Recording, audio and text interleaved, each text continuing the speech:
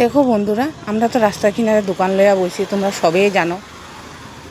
যখন বিকালে যাই, রাত্রে জায়গা যাওয়ার সময় কিন্তু দোকানটা আঙ্গো এরকমই খোলা থাকে। হ্যাঁ, তখন দেখো কেউ আয়া কী করছে, এখানে দোকানটার থেকে কী করছে, এখানে পলিথিন দিয়ে আসলো, গোটা পলিথিনটা ছিঁড়া লইয়া লিছে।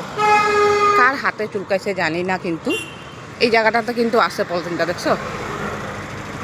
তোমরা তো দোকানটা দেখলে সবাই জানবাই, একদম রাস্তার কিনারে দোকানটা কিন্তু আঙ্গো। হ্যাঁ, কার হাতে চুলকাইছে কইতে পারি না। গোটা ঠেলাটা মধ্যে কিন্তু পলিথিন লাগাইতে পারি নাই আমরা, কী করুম।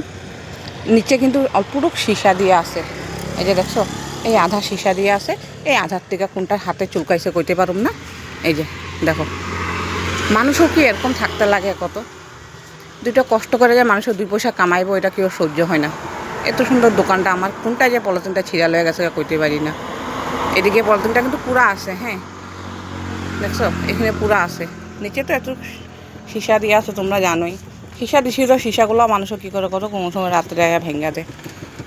কী কইরা যে মানুষে খাইব কইতে পারি না গো।